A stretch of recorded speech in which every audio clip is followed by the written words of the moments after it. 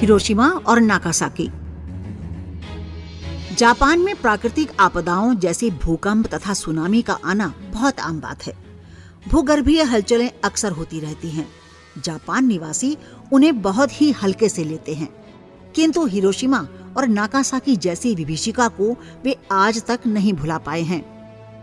Japan के बारे में लिखते समय मेरे ध्यान में आया कि यदि हिरोशिमा तथा नागासाकी के बारे में नहीं लिखा गया तो जापान की कहानी अधूरी ही रह जाएगी।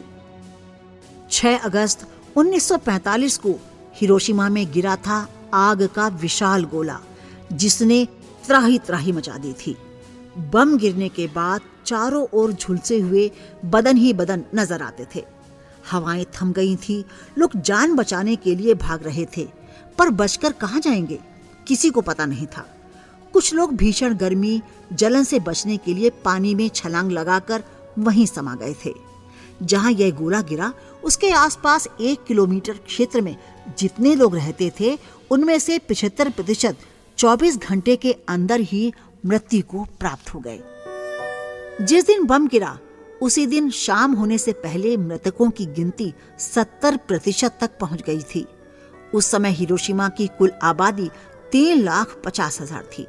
हिरोशिमा के बाद 7 अगस्त 1945 को नागासाकी पर दूसरा बम गिराया गया। बर्बादी की वो कहानी जो हिरोशिमा में घटित हुई थी यहां भी दोहराई गई। ये बम गिराए थे अमेरिका ने।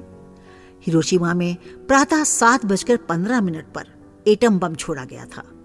उस समय बम गिराए जाने वाली जगह से पौने 2 किलोमीटर की दूरी पर एक 33 वर्षीय गृहिणी फुतावा कितायामा खड़ी थी। उसने बम को गिरते देखा। कितायामा को सौभाग्यशाली कहें या दुर्भाग्यशाली, वह उस विभीषिका की सारी यातना झेलने के बाद भी जीवित रही, दुनिया को ये बताने के लिए कि परमाणु अस्त्रों की बेहिसाब दौड़ किस हद तक जा सकती है। कितायामा ने विनाश के उस मंजर का जिक्र करते हुए लिखा है। किसी ने चिल्लाकर कहा, देखो पैराशूट नीचे आ रहा है। उसे पैराशूट तो नहीं दिखाई दिया, पर उसने सारे आकाश में एक चमक को फैलते देखा। उसे ऐसा लगा कि उसकी आंख में किसी ने आग लगा दी हो। आंखें जलने लगी। मैं नहीं जानती कि पहले चमक दिखाई दी या विस्फोट का वह धमाका जो मेरे पेट के भीतर तक आवाज कर रहा था। अगले ही क्षण में जमीन पर थी और उसके बाद तो मेरे आसपास सब कुछ गिरने लगा। मुझे कुछ दिखाई नहीं दे रहा था। चारों तरफ गहरा अंधेरा था। मलबे से निकलकर किसी तरह मैं घिसटती हुई बाहर आई थी। एक तेज गंध ने मुझे घेर लिया और तभी मुझे लगा जैसे मेरे चेहरे की चमड़ी अलग हो गई है। यही हाल हाथों और पैरों का था। कोहनी से लेकर अंगुलियों की पोरों तक की सारी चमड़ी लटक रही थी। एक क्षण पहले तक का नीला आकाश मटमैला हो गया था। मलबे पर से कूदती फांती मैं पागलों की तरह पुल की ओर भागी। पुल के नीचे मैंने जो देखा वह दिल दहला देने वाला था। सैकड़ों लोग नदी में बहे जा रहे थे। वे आदमी हैं या औरतें, कुछ समझ नहीं आ रहा था। सबके चेहरे सूजे हुए थे, सबके बाल खड़े हुए थे।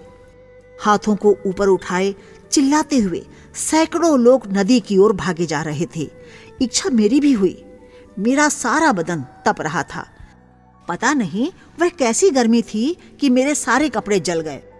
पर इससे पहले कि मैं नदी में कूदती, न जाने मुझे कैसे याद आ गया कि मुझे तैरना नहीं आता। मैं पुल पर लौट आई। पुल के दोनों ओर की पक्की दीवारें गायब थीं। पुल तनिक भी सुरक्षित नहीं था।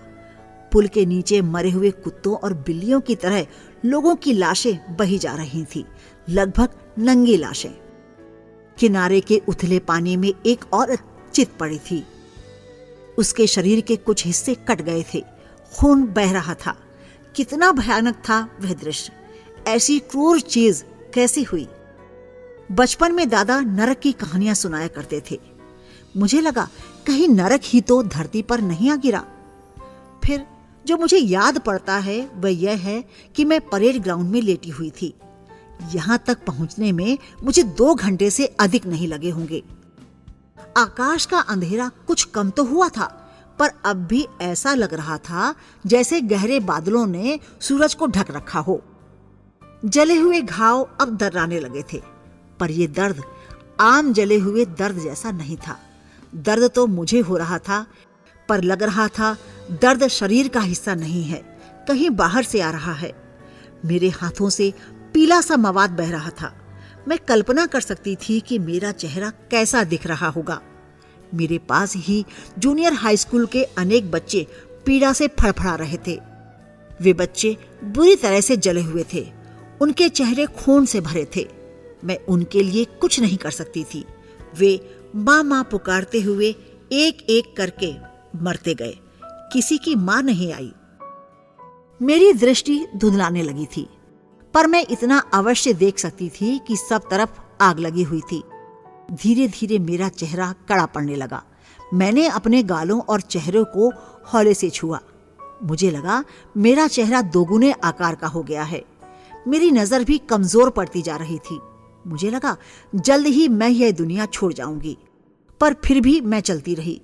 सड़क पर कई घायलों और लाशों से लदे ट्रक मेरे सामने से गुजरे।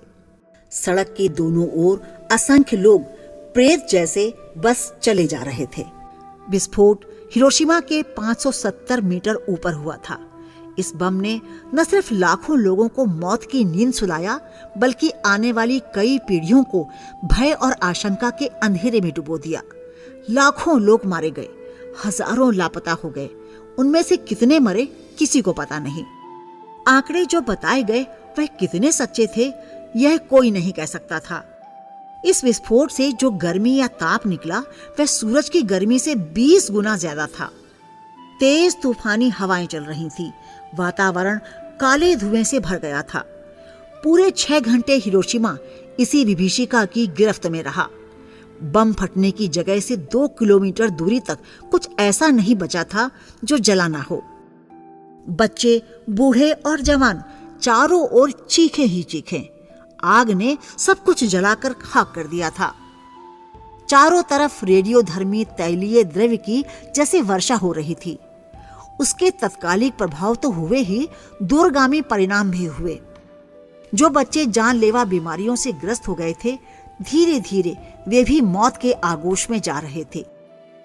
वह मौत जो धीरे धीरे आती है और तरसा तरसा कर मारती है, बच्चों को विकलांग कर जाती है। आंखों देखी और शरीर पर स्वयं भुगती हुई उसकी ये कहानी लिखते समय आज भी मेरी रूह कांप रही है और आंखों से आंसू बह रहे हैं। सोचिए उस मंजर में फंसे लोगों की हालत क्या हुई होगी। आज भी बम की विभीषिका और विश्व की सबसे बड़ी त्रासदी की कहानी की गवाह है हिरोशिमा चिमनी, जो बम के धमाकों से बची रह गई, जिसे अपने पूर्ववत रूप में वैसा का वैसा छोड़ रखा गया है। हिरोशिमा संग्रहालय में एक ऐसी प्रतिमा है जिसका सिर गल गया है। जले हुए लोगों के रोंगटे खड़े कर देने वाले चित्र हैं, जिनमें उनकी देह पूरी तरह झुलसी हुई है। इसी संग्रहालय के पास शांतिवन है। जापानी उस मंजर को आज भी भुला नहीं पाए हैं। हर साल 6 अगस्त को हिरोशिमा में सवेरे ठीक 8:15 बजे 1 मिनट का मौन रख जापानी हिरोशिमा में मौत की नींद सोए देशवासियों को अपनी मौन श्रद्धांजलि देते हैं। इसी प्रकार के हालात नागासाकी में भी हुए थे।